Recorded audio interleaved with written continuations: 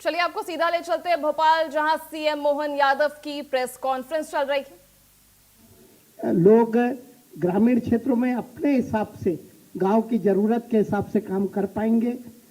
सरकार के ये बिल आपके बीच में, आपके माध्यम से नीचे तक जाए, इसके लिए हमने ये प्रेस कॉन्फ्रेंस रखी थी। मैं इस पे विस्तार से हमारे मुख्यमंत्री जी प्रकाश डालेंगे। मैं उनसे अनुरोध करता हूं कि मुख्यमंत्री जी इस पे विचार अपने रखें।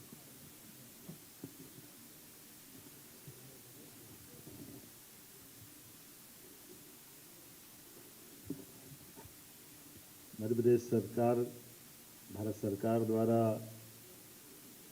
जीराम जी जो वर्तमान में हमारे सबके लिए ग्रामीण क्षेत्र में काम करने के लिए ज़्यादा अनुकूलता के साथ, ज़्यादा धनराशि के साथ सभी प्रकार के चीज़ों को जोड़ करके ये जो नया बिल आया है, जिसके माध्यम से मध्य प्रदेश के लिए एक सौभाग्य रहेगा, क्योंकि सबसे बड़ा भौगोलिक एरिया में से दूसरे नंबर का राज्य हमारा है।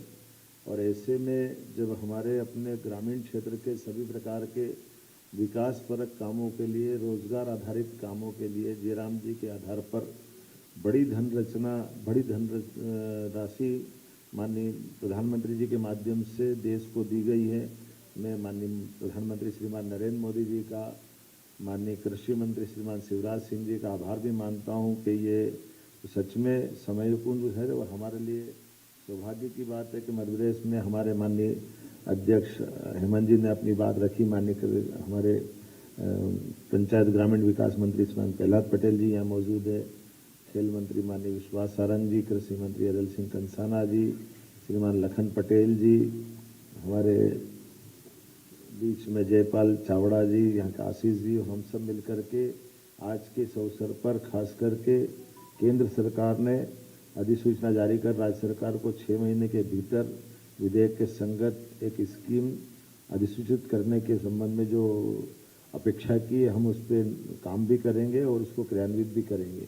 जिस प्रकार का मुझे बताया गया है कि मनरेगा के माध्यम से 100 दिवस के रोजगार की गारंटी थी, उसको बढ़ाकर 125 दिवस किया गया है। तो ये निश्चित रूप से उससे आगे बढ़ के करने वाला कदम है। इसी प्रकार से अधोसंरचना के लिए भी, जिस प्रकार से स्थायी कामों के लिए इसमें आजीविका सृजित होगी, कौशल उद्यमिता में काम होगा। अब हम सब जानते हैं कि हमारे यहाँ कौशल की बात कर रहे हैं, उद्यमिता की बात कर रहे हैं, तो उसमें भी बड़ी संभावना है। मनरेगा में वर्ष में कभी भी मजदूरी प्राप्त कर सकते हैं और खास करके व्यस्तम समय से लेकर विशेष रूप से बुआई और कटाई के समय में भी कृषि श्रमिकों को काम की उपलब्धता को सुनिश्चित किया जाएगा। इसके अधिनियम में राज्यों को एक वित्तीय वर्ष में कुल मिलाकर 60 दिन का अधिसूचित करने का प्रावधान है। बुआई कटाई की व्यस्तम और सीमित अवधि को भी इसमें सम्मिलित किया है। और जिस प्रकार से अधिनियम में जो भविष्य की संभावना है, अर्थात प्राकृतिक आपदा, असाधारण परिस्थितियों के दौरान विशेष शिथिलीकरण, ऐसे कई निश्चय करते हुए इसमें गुंजाइश दी गई है, जो हमारे लिए पहले चुनौती रहती थी। और राज्य और केंद्र के मध्य भी राशि की साझेदारी भी इसमें बनाने के लिए बहुत अच्छे से, लगभग ये जो राज्यों के लिए 60-40 का रेशो इसमें रखा है। इसके आधार पर हमारे लिए, हमारे ग्रामीण क्षेत्र में, चूंकि हमारे यहाँ ट्राइबल का बेल्ट भी है और कई आकांक्षी जिलों के अंदर भी काम होता है, ऐसे में जब हमने तो अपना इसका दायरा बढ़ा करके गौशाला तक जोड़ा है, कहीं तालाब निर्माण से लगा करके गांवों के अंदर के भी जन कल्याणकारी कामों के लिए विस्तृत दायरा लिया है। मैं उम्मीद कर रहा हूं कि इस अधिनियम का सच में रोजगार क्या, इसमें कानूनी अधिकार के लिए एक तरह से मौका दिया है। 125 दिन तो उनको दिए ही हैं। अब इस बात को तो किसी से कोई छिपा नहीं सकते हैं कि पहले के दिन 100 दिन थे, अब 125 दिन हुए। अब इसमें और आगे जाकर देखें तो वंचितों, विशेषकर महिलाओं को, SC ST को, भूमिहीन परिवारों को विशेष प्रावधान के अंतर्गत इसमें लाभ देने की प्लानिंग की गई है। इसमें अकुशल मजदूरी के लिए दर निर्धारण की भी अच्छी पद्धति लगाई है, जिसमें कहा गया कि अकुशल शारीरिक कार्यों की मजदूरी दरें केंद्र सरकार तय करेगी और जब तक अलग से नई मजदूरी दरें घोषित नहीं होगी तब तक महात्मा गांधी नरेगा के अंतर्गत तय मजदूरी से ही दरें देंगे। अब ये इसके कई अंदर की चुनौतियों के आधार पे भी जो कठिनाई होती है, और हम सब जानते हैं कि पहले नरेगा था, नरेगा से मनरेगा बना और मनरेगा से जीराम जी बना, तो सुधार और संशोधन तो प्रक्रिया का हिस्सा है। ये अलग बात है कि ठीक है विपक्ष का काम कुछ बोलना तो बोले, लेकिन सरकार का काम समयोचित निर्णय लेते जाए, और खास करके रोजगार न मिलने की स्थिति में भी ग्रामीण परिवारों को मांग प्रस्तुत करने के आधार पर निर्धारित समय सीमा में काम देने की बात भी कही है। और राज्य सरकारें द्वारा दरें और शर्तों के अनुसार बेरोजगारी भत्ता देने का भी इसमें बाध्यता दे दी गई। अब ये अपने आप में बड़ा उसका संयोजन करने का, बड़े दायरे में लाने का प्लान किया। और महिलाओं के लिए भी एसएचजी और संकुल स्तरीय संघ सीएलएफ के आजीविका क्रियाकलापों के लिए भी नई शुरुआत है। ये अभी तक छूटी हुई थी, जिसमें हमारे वर्क सेट, ग्रामीण हाट अवसंरचनाएं, कौशल विकास केंद्र जो प्रशिक्षण के साथ इस पर काम कर सकते हैं, और अधिनियम में कार्यों को किस प्रकार से लिया है, इसके जल संरक्षण के काम, जिसमें हमने पिछली बार भी जल गंगा संरक्षण अभियान में बड़ा काम किया था, इस बार भी करने वाले, जिसमें चेक डैम, भूमिगत बांध, तालाब, सिंचाई कूप, मृदा नमी संरक्षण, वृक्षारोपण, रूप वाटर हार्वेस्टिंग, और इस सड़क, पुल पुलिया, पंचायत भवन, आंगनबाड़ी भवन, विद्यालय भवन, और ऐसे कई कामों के साथ मैं तो इसको इस तरह से मानूंगा कि अभी हमारी सरकार ने तो ये वर्ष ही किसान कल्याण वर्ष घोषित कर दिया, और किसान कल्याण वर्ष के आधार पर हमने अपने लगभग 15 विभागों के लिए उनकी मजदूरी का भी इसमें साप्ताहिक आधार पर ही 15 दिनों के अंदर मजदूरी देने का निर्णय भी किया है। अब ये हमारे जो 15 विभाग हैं उसके आधार पर एग्रीकल्चर ग्रोथ रेट से, चूंकि हमारी आने वाले समय में कृषि विकास दर में बड़ी संभावना है कि हम अब रोजगार पे जाएं, एग्रीकल्चर फूड इंडस्ट्रियों पे, फूड प्रोसेसिंग इकाइयों पे, दूध उत्पादन पे, मछली उत्पादन पर, कुक्कुट पालन पर, हर एक जगह से जहां किसानों की आय बढ़ सकती, वहां सब जयराम जी का भी लाभ हम उठाना चाहेंगे। इसकी समेकित योजना के लिए कार्य योजना हम बनाने जा रहे हैं, जिसके आधार पर हमारा एग्रीकल्चर ग्रोथ रेट के साथ साथ इंडस्ट्री वाला भी एमएसएमई से लगा करके लघु कुटीर उद्योग में भी हम इसको कैसे जोड़ सकते हैं। और कई प्रयोग हुए भी हैं, बहुत अच्छे प्रयोग हुए, जिसके आधार पर लाभ भी मिलेगा।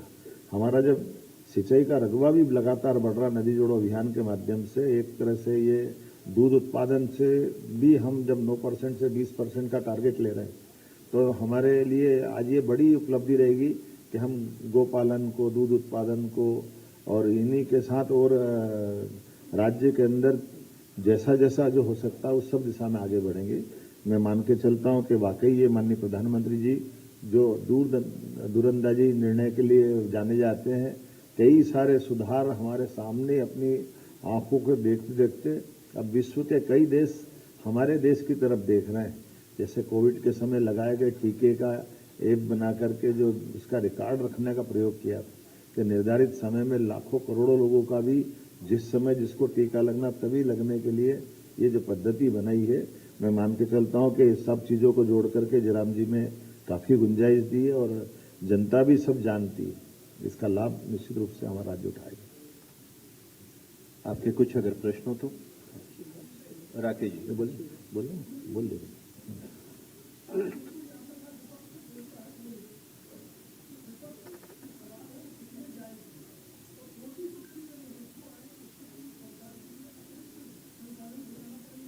नहीं, हमारी सरकार इसमें सक्षम है। हम ये 40-60 का जो रेशो है वो बहुत अच्छा है, और हम तो पहले ही लागू कर चुके हैं। और ये बात बिल्कुल सही है कि विपक्ष का काम उनके प्रश्न करना है, लेकिन विपक्ष भी तथ्यात्मक बात नहीं कह रहा है।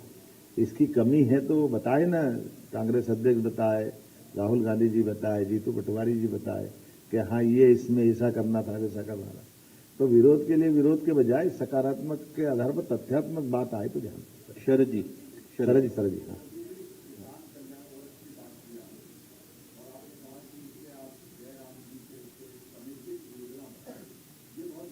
बहुत अच्छा।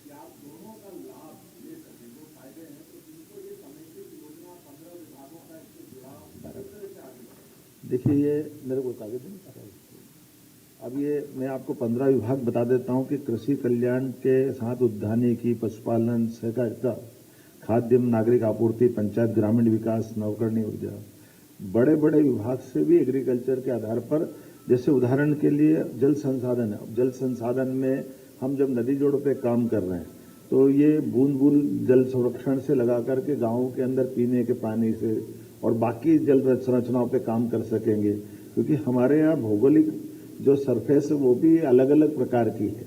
ऐसे में रोजगार आधारित कामों के लिए जब हम इंडस्ट्री की बात करते हैं, एमएसएमई में भी बात कर रहे हैं, तो रोजगार आधारित उद्योग के लिए हम विशेष सुविधा वहां दे रहे हैं कि जैसे जो लेबर आधारित उद्योग लगाएगा तो हम प्रति लेबर 5,000 रुपये महीना तक उसको VGF देते हैं।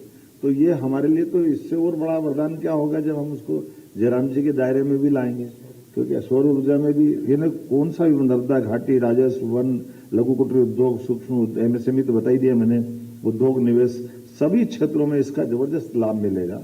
और इसी आधार पर कोई भी राज्य, खासकर माननीय प्रधानमंत्री जी के नेतृत्व में तो ये काम का एक बड़ा लाभ हम मिला ही है, लेकिन एग्रीकल्चर ग्रोथ रेट हमारी ये सबसे अच्छी भी है। और अब इंडस्ट्री की तरफ जब हम जा रहे हैं तो ये हमारे हर एक व्यक्ति का इसके बाद पलायन भी रुकेगा और अच्छे से काम करने का मौका मिलेगा। प्रवीण दुबे जी।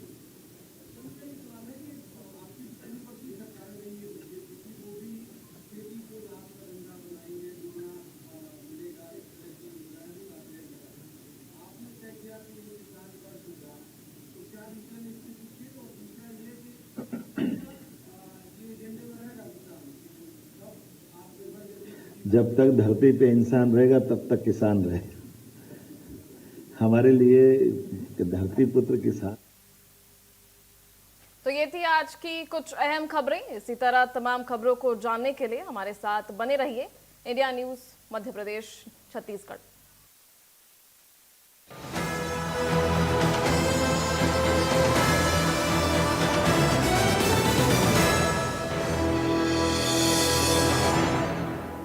नफीस जी 45 साल की उम्र में हार्ट अटैक से अचानक चले गए। टर्म लाइफ इंश्योरेंस के पैसों से उनके बच्चों की पढ़ाई में सहारा